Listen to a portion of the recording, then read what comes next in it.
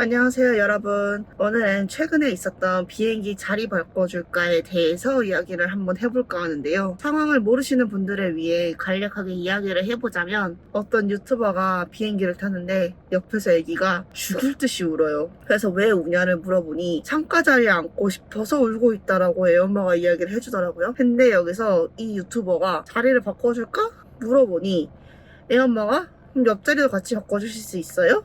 라고 이제 물어보더라고요. 옆자리 승객은 모르는 사람이다 라고 말을 하니 애 엄마가 애 혼자 창가 자리에 앉히기에는 좀 그렇다라는 식으로 이제 말을 하고, 애는 계속 오니 이 유튜버는 애를 달랠 목적으로 옆자리 사람 오면 물어볼게 라고 상황을 일단화시키고 이제 영상 업로드를 한 거였는데, 욕이란 욕은 엄청 먹은 거죠. 여러분이라면은 어떠실 것 같나요? 일단 저한테 그런 상황이 벌어지면 그냥 헤드셋 싹 쓰고 씹고 승무원 불러가지고 시끄러우니까 말 좀 해달라고 이야기했을 거예요. 대부분의 사람들이 이제 말을 하는 문제점은 본인 자리가 아님에도 선심쓰듯이 바꿔준다, 물어볼게? 라고 이미 판을 깔아놓고 옆자리 사람이 그거에 대해서 응하지 않으면은 파렴치한으로 만들어 놓고 옆자리 사람한테 물어봤을 거 아니에요. 그럼 당연히 본인의 자리를 바꿔주는 거는 본인 자유야. 근데 왜 남의 자유까지 억압을 하려고 드냐는 거지. 본인은 이제 어떤 상황에서든 좋은 사람이고 싶고 당장 애도 울고 있고 나도 기분 좋으니까 바꿔줘야 된다고 말을 하지만 실상 상대방은 전혀 그렇지 않다는 거지. 상대방의 기분을 전혀 배려하지 않은 행동이었다는 거지. 근데 제일 문제는 이게 문제가 될 거라는 인식조차도 없이 영상을 올렸다는 게 문제가 된다는 것 같고요. 이걸 올릴 때 유튜브 각이네? 개꿀?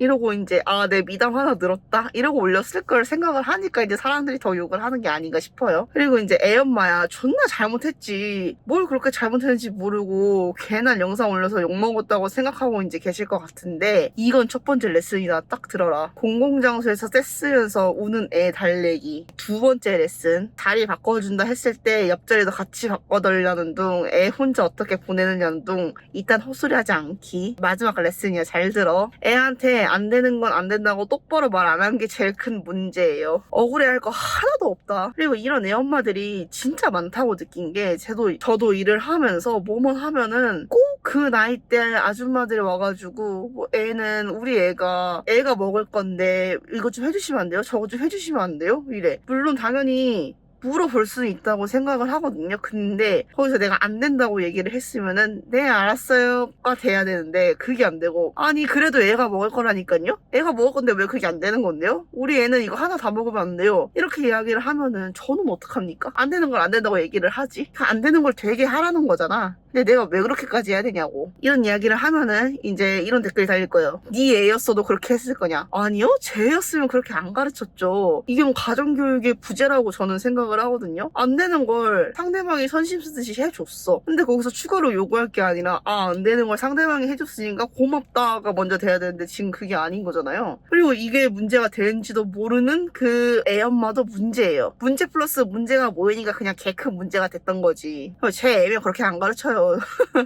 미쳤냐? 여러분들은 이런 비슷한 상황을 겪으신 적이 있나요? 전 생각을 해봤을 때 비슷한 상황까지는 아니지만 약간 다른 상황이긴 한데, 한 번은 손절친 친구랑 이제 같이 영화 보고 집 가는 길에 핫도그를 먹으면서 지하철을 타러 가는 길이었어요. 근데 이제 그 친구는 핫도그가 남아있는 상황이었고 저는 다 먹은 상태였고, 하필 그 친구가 타야 되는 열차가 그 시간대에 온 거예요. 저희가 딱 도착을 하니까. 그래서 이제 저는 어차피 나도 다 먹었고 화장실도 가야 되니 내 거 버리면서 같이 버려줄게, 어차피 나 화장실도 가야 돼 라고 말을 하고, 버릴 거면 달라고 했어. 그랬더니 그 친구가 그 핫도그 남은 걸 주면서 저한테 이러니까 애들이 너랑 친구를 하려는구나? 야 진짜 편하다 이러는 거예요. 어이가 없잖아.